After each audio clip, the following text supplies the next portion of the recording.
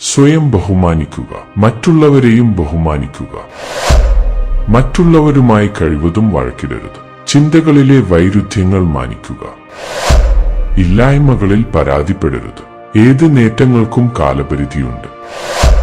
ബാധ്യതകളുടെ പേരിൽ ഉറക്കം നഷ്ടപ്പെടുത്തരുത്. യുക്തിപൂർവം പ്രവർത്തിച്ച് മുക്തരാകുക.